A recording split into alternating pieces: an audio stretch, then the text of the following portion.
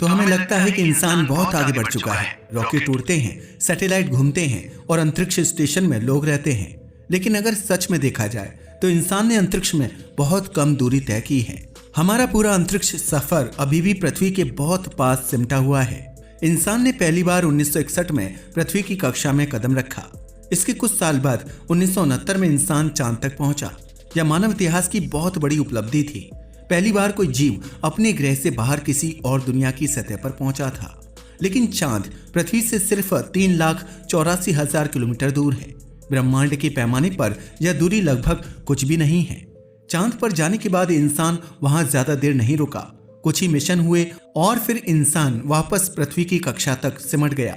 आज भी इंसान जहां तक खुद जाता है वो जगह है लो अर्थ ऑर्बिट, यानी पृथ्वी की सतह से 160 किलोमीटर से लेकर 2000 किलोमीटर की एरिया तक यह क्षेत्र फैला होता है और लगभग 400 किलोमीटर ऊपर ISS घूम रहा है।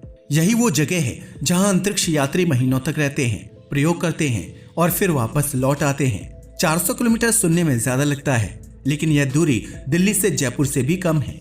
यानी इंसान ने ब्रह्मांड में जितनी भी यात्रा की है वह पृथ्वी के चारों ओर ही घूम रही है। इसके आगे जो कुछ भी हमने देखा है वह इंसानों ने नहीं बल्कि मशीनों ने देखा है। रोबोटिक मिशन हमारी असली आंखें हैं।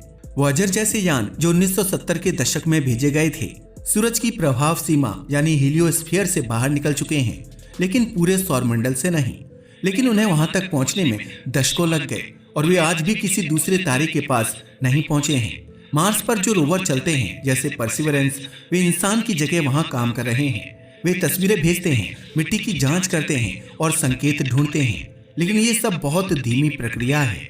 अगर आज कोई इंसान मंगल ग्रह के लिए रवाना हो तो उसे वहां पहुंचने में करीब 7 से 9 महीने लगेंगे और वापसी के लिए फिर उतना ही समय।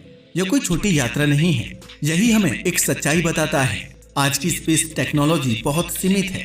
हम जिन रॉकेट्स का इस्तेमाल करते हैं वे रसायन जलाकर आगे बढ़ते हैं।